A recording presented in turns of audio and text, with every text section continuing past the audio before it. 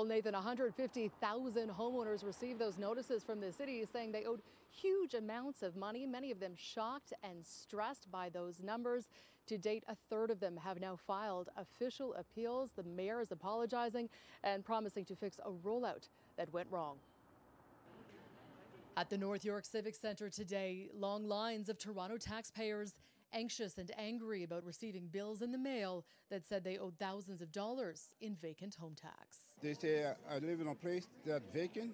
I've been living there for over 30 years, 40 years. I've been living in my condo for 17 years, and then I got a letter from the government saying that I owe thousands of dollars. I feel resentful of the time and the process. Same story down at City Hall. My mom called me, I was at work, and she was saying, like, where's this money? Like, how do I have to pay this? Why do I have to pay this? Where am I going to get the money to pay this? I'm going to appeal. This is incredible. This is something that is not supposed to happen to all of us. The city spent the day trying to clean up the mess.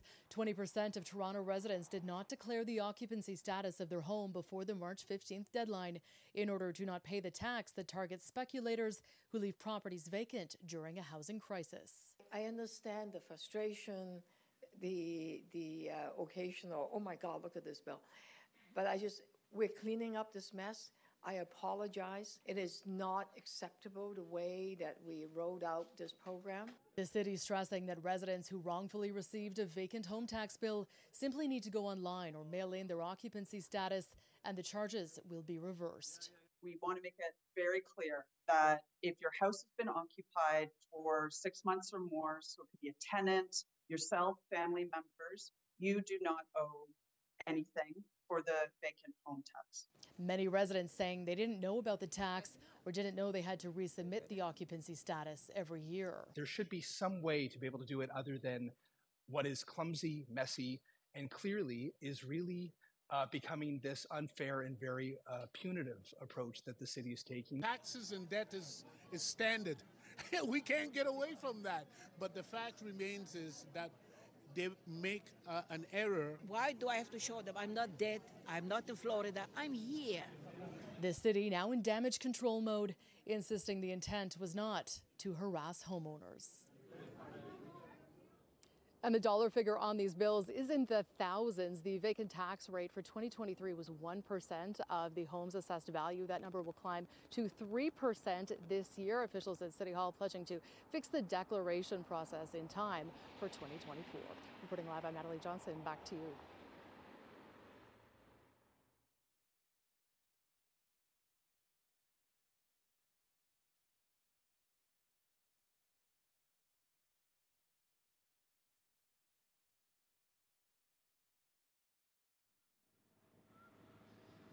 Michel Vinay-Saini says something has to change after car thieves entered his home and came face to face with him, his wife, and his 2 young children. The white Range Rover pulls up in front of this Brampton home just before 3:30 in the morning last week. The surveillance video shows someone jumps out to case the BMW in the driveway. His friends have other plans. If you notice on the video, the gentleman on the back, he's holding a brick. So they brought a brick with them. A brick to break into your house. That is correct. As they approach the front door, the floodlight flares. No deterrence as they start smashing the door, waking everyone inside. They're yelling, give us the keys, give us the keys. We have a gun. And I'm like, leave our house. Vinay-Saini says he was shocked when they came up the stairs to where his 2 children were sleeping. I was just thinking about my 16-month-old. I'm like, if something happens to me today, what's going to happen to my 16-month-old?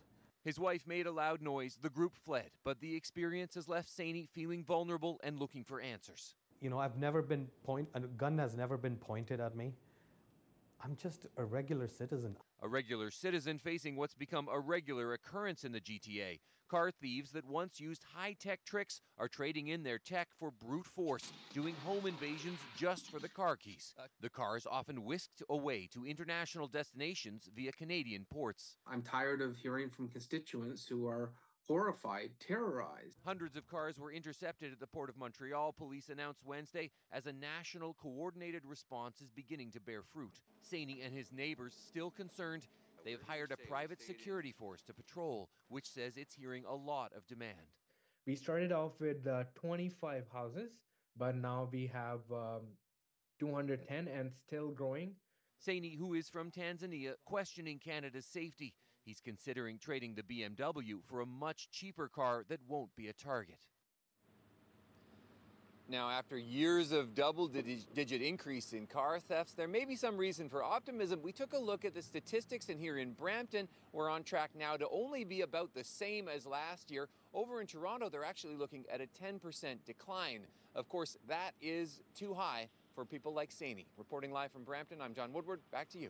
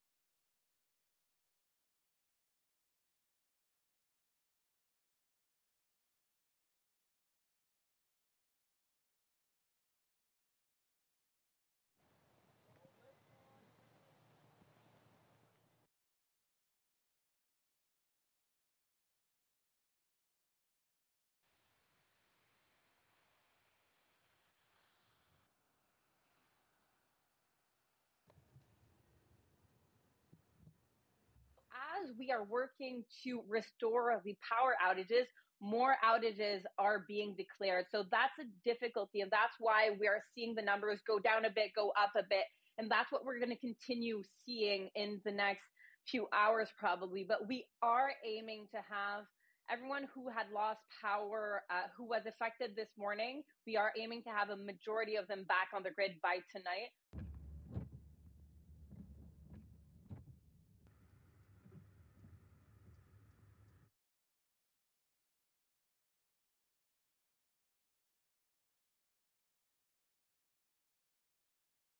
Despite what they say on Twitter or X, the City of Toronto isn't trying to tax the rain. If it was, we'll be making big bucks today. When we get a big rainstorm, like right now, basement floods, road floods, sewage overflows and run into the lake or on our ravines. And that's because stormwater slides off paved surfaces instead of absorbing into the ground.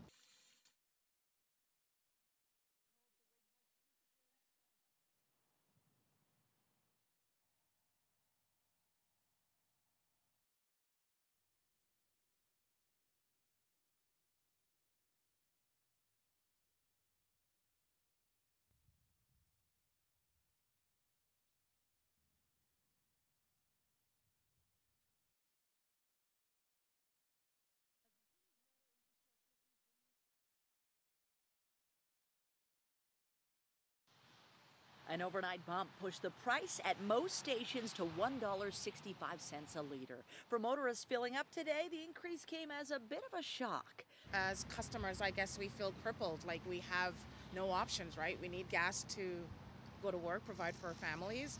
So it's unfortunate that we have to suffer through this increase. And it's getting to the point where it's too expensive to go to work. While this is the highest price of the year, it is still below the $1.74 a liter drivers were paying in August and September of last year, and a far cry from the $2.15 a liter motorists were paying in the summer of 2022. On this day last year, gasoline prices in the GTA, Toronto, most of Southern Ontario were 10 cents a liter less. Of course, we had a couple of factors that really played or is responsible for this, and oil being the first one. Oil was this time last year trading for $80 a barrel. Today it's about 85, maybe even 86. The second, of course, is the carbon tax. Between those two factors, 6 cents roughly for a difference in oil prices, and about 4 cents, 3.73 to be exact, for the increase in carbon taxes. That gives you your increase. And the pain for drivers isn't over. Within the next couple of weeks, the switch over from winter to summer blends of gasoline will begin, expected to cause another 10 to 12 cent jump at the pumps. The summer blend of gasoline burns cleaner in the warmer months, especially for larger populations area like GTA. It's critical to keep those ozone levels down. The problem in the cost differential is winter gasoline essentially has more butane. That butane is much cheaper than a conventional gallon of gasoline, but that butane has to come out for those summer blends of gasoline because it's more volatile. It emits more air pollution. The components that go into summer gasoline, unfortunately, quite a bit more costly, and that's why the transition from winter to summer generally leads to a price jump. Experts warn it could be an expensive summer for those hoping to hit the road.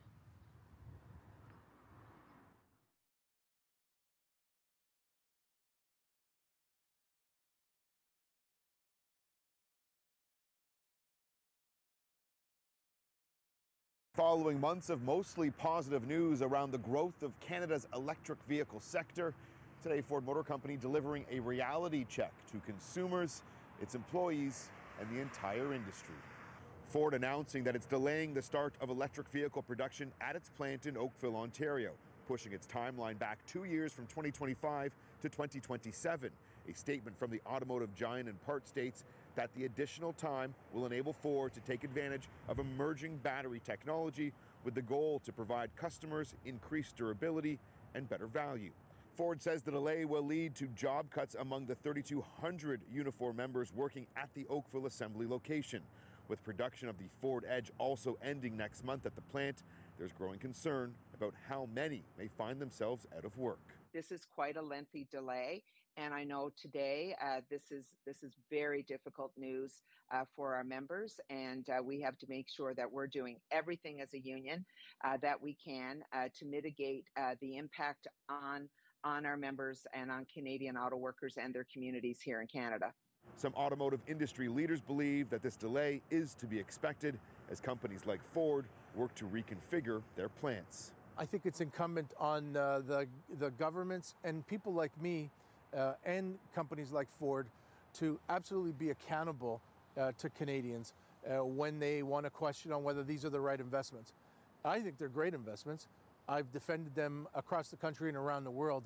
In 2020, the Ontario government as well as Ottawa each pledged $295 million to secure the investment Ford is making here at this Oakville plant. Now today, Minister of Finance Chrystia Freeland defended that investment, saying that Ford is still committed to building EVs in Ontario.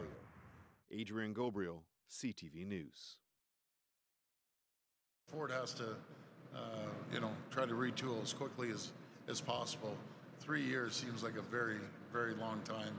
I guess I heard it's not as bad as what they're doing to the plants in the U.S., but they've been here for 100 years, and they've guaranteed that they're going to stay here.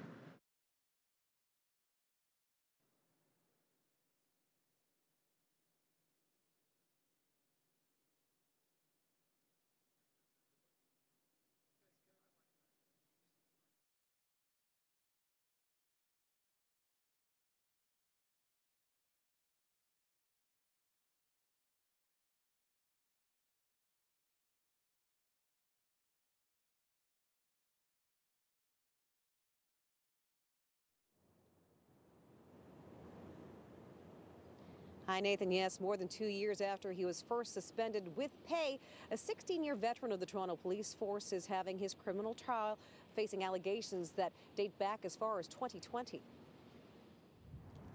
Constable Boris Borisov was back in court today to face allegations related to stealing from the dead while on duty. Earlier this week, lawyers went over a February 2022 incident wherein Borisov was accused of stealing a pricey Swiss watch from the apartment of a man who'd gone missing and was later discovered dead by suicide.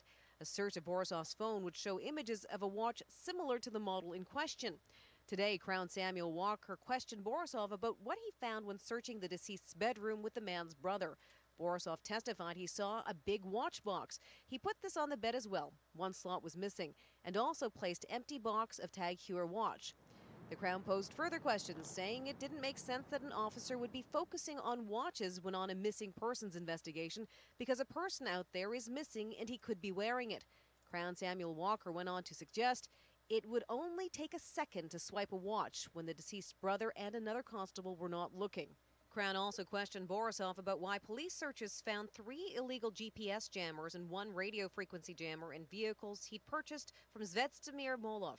He also delved into the fact Borisov had conducted checks on a number of cars and had determined one might have been stolen and that another was once owned by a man facing arrest warrant, saying, as a police officer, having learned all of this information, did you not think to yourself, this is suspicious? He went on to say, did you not think it looks like some kind of stolen car ring is going on? Walker finished by saying, did you not report because in some way you were helping? Borisov has pleaded not guilty to theft, fraud, obstruction of justice, breach of trust by an official, and possession of property obtained by crime. Reporting live, I'm Janice Golding. Now back to Nathan.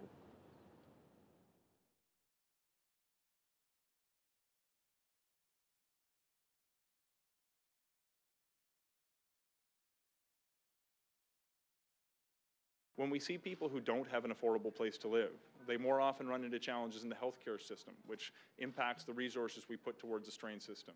They more often run into challenges with the law enforcement or the courts, which comes at a cost to all of us, and more often fail to achieve their economic potential and are denied an opportunity to contribute their talents that benefits communities, not just for the individual who's looking to find a home, but for all of us. Now, we can help change that. And today's announcement of the Canada Rental Protection Fund, worth $1.5 billion, is going to put more housing in the hands of nonprofits who will not just ensure that it's affordable today, but ensure that it's kept affordable forever.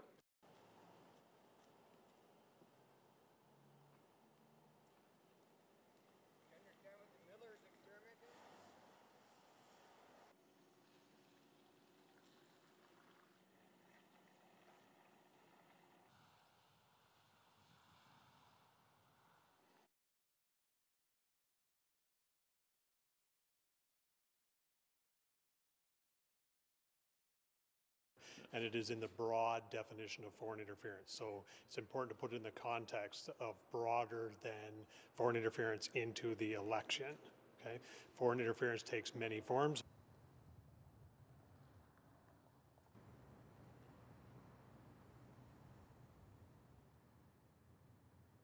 A lot of that information is going to be at such a high level that unfortunately the director probably won't be able to speak to it. But Canada is not the only country that's been experiencing this type of situation. So he may be able to speak to interactions with other intelligence organizations that have also dealt with these types of issues. I mean, no one's at a point right now where they are going to say that China, Russia, India, and other countries haven't been trying to influence the West and European countries.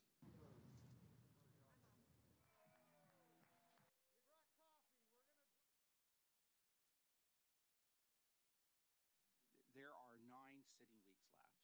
The last 2 sitting weeks are not possible, practically speaking, to have meetings.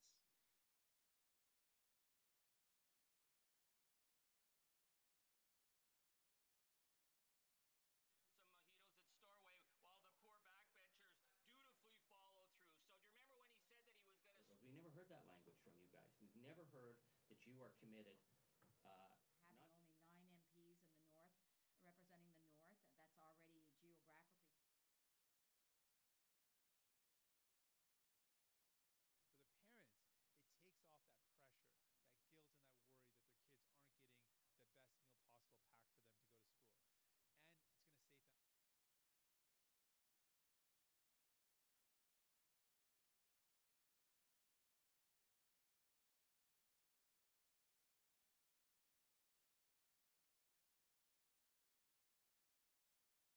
We have helped to spread peace, democracy, and prosperity throughout Europe. And today, we also celebrate important anniversaries for many of our members.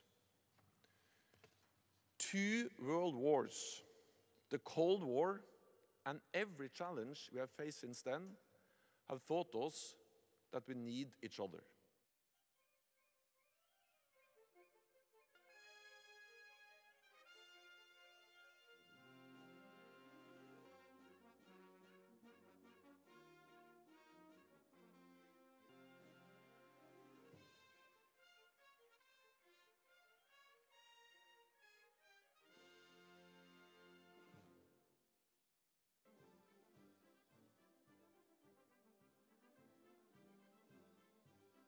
I don't want to spoil the party, but of course my message, the birthday party, but my main message today will be patriots, because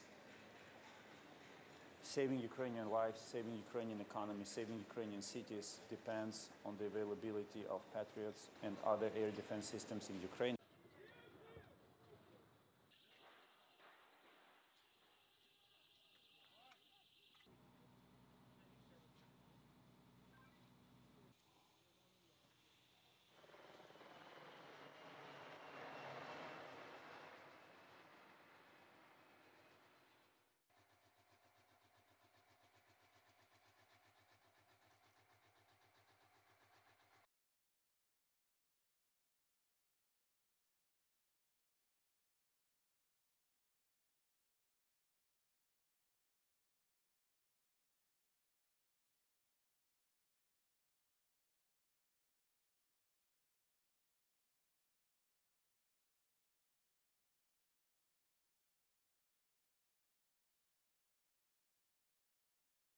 Clearly something went wrong here. And as we learn more and the investigation reveals exactly what happened and the cause of what happened, we will certainly adjust our practices in the future to make sure that this doesn't happen again.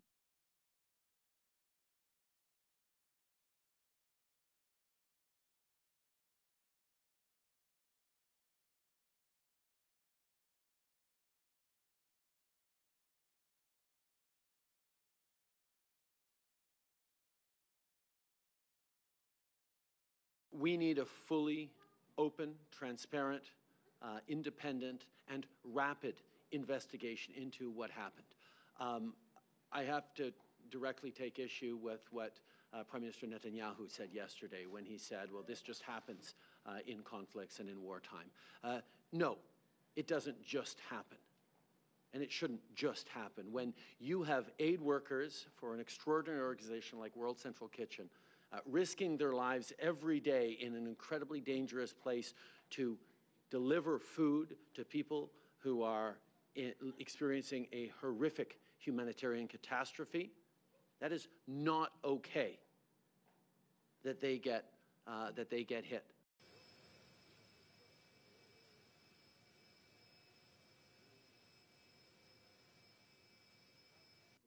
The President emphasized that the strikes on humanitarian workers and the overall humanitarian situation in Gaza are unacceptable.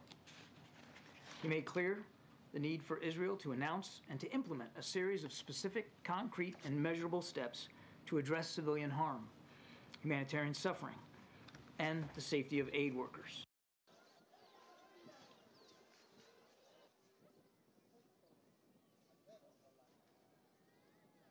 כבר שנים שאיראן פועלת נגדנו, גם באופן ישיר וגם באמצעות השליחים שלה. ולכן ישראל פועלת...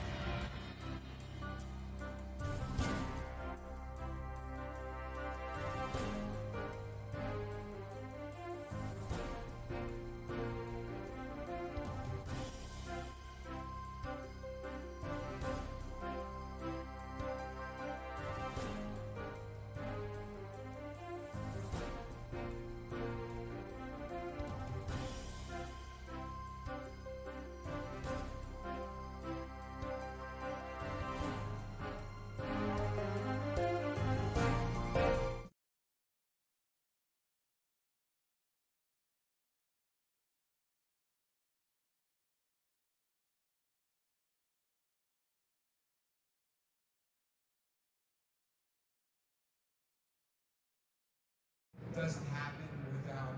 Like a new stadium, from the field to the seats, and yes, the cup holders, the nearly $400 million Rogers Centre renovation is ready for baseball.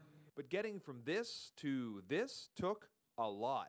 So we completely demolished the seating bowl so that we were able to make these changes. Starting in October 2023, the lower section of seats were ripped out, redesigned, and rebuilt in just 5 months. The big goal was to get fans closer to the action. The seats are bigger, more comfortable, with improved sight lines specifically for baseball. So these seats along the foul lines are raised up and pointed towards the action. And there's also premium seating for those who want to pay to be closer to the game. So if you are lucky enough to sit in one of the best seats in the house, the premium seats here are not the only thing that is new. Of course, because they did such an extensive renovation, the field had to be entirely replaced. New turf and new clay on the infield with fans closer to the action means foul territory is much smaller. It actually has been reduced by about 9,000 square feet. Also, the dugouts have been moved and upgraded for the players.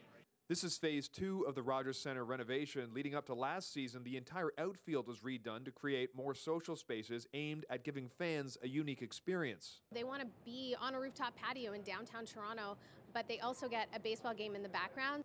Up at the Corona rooftop patio in the 500 section, there was a preview of some of the new drink offerings for this year, from the Big League Frozen Margarita to the Bud Light Double Lime. So it's that crisp, zesty, refreshing flavor that, most enjoyed ice cold in a ballpark. And there is the food, with the best of this year's offerings being hot honey maple bacon dog. There's also the new Crush Floats, the past favorite, the Fryer Poutine, and then there's the merchandise giveaways, including these hats for Caribbean Carnival. And we hope that as fans come in, they're excited whether they get pink, yellow, orange, or blue. There is still work being done with new premium clubs under the stands not opening until mid-season, but the field is ready for baseball with the Jays home opener coming on Monday. Sean Leathong, CTV News.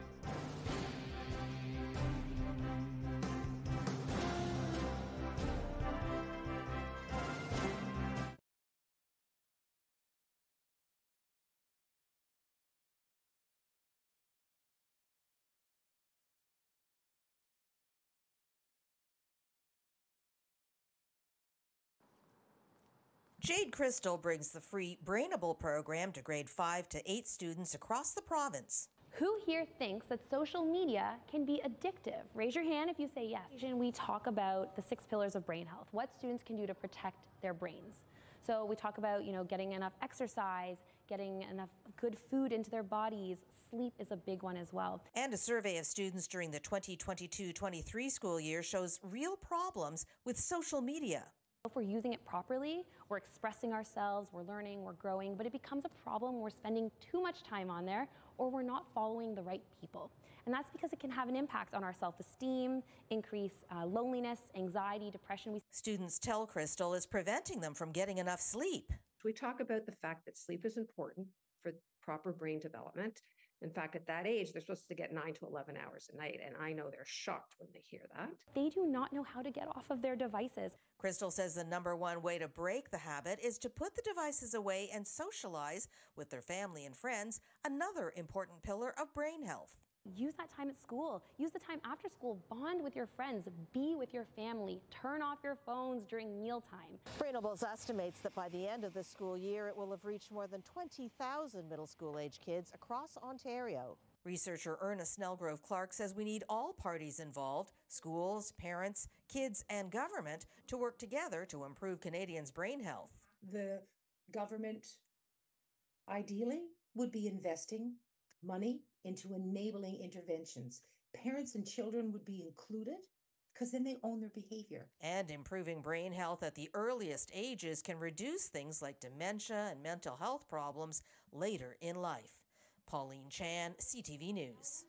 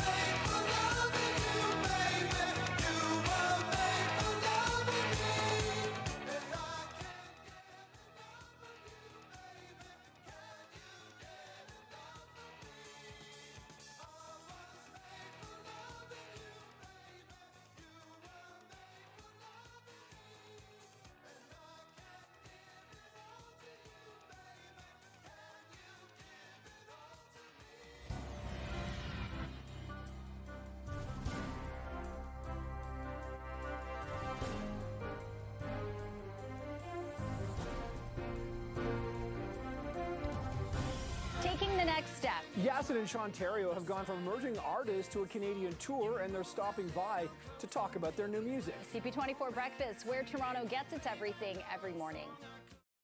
A gun has never been pointed at me. I'm just a regular citizen.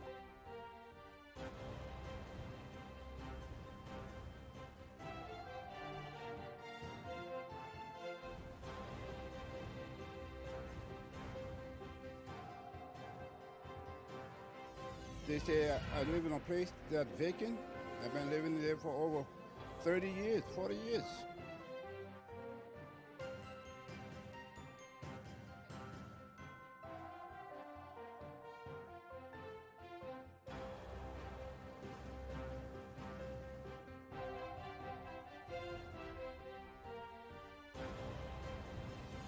The big goal was to get fans closer to the action.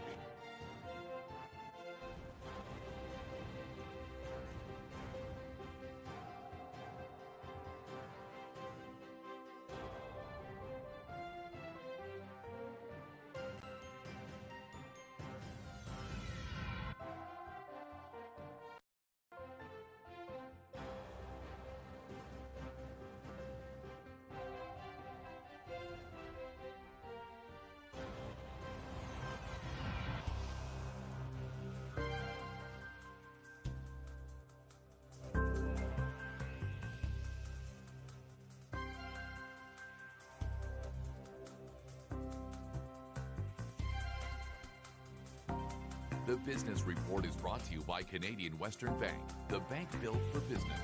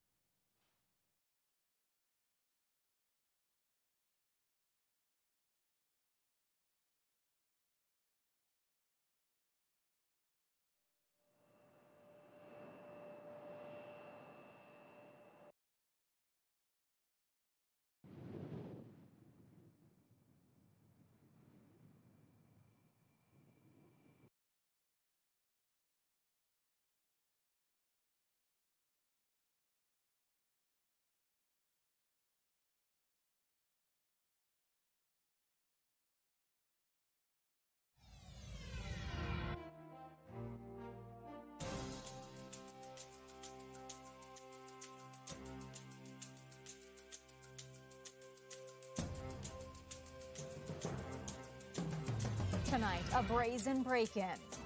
They yelling, "Give us the keys, give us the keys. We have a gun." Terrifying moments when armed thieves invade a family's home to steal their car near Toronto. That story and more later on CTV National News.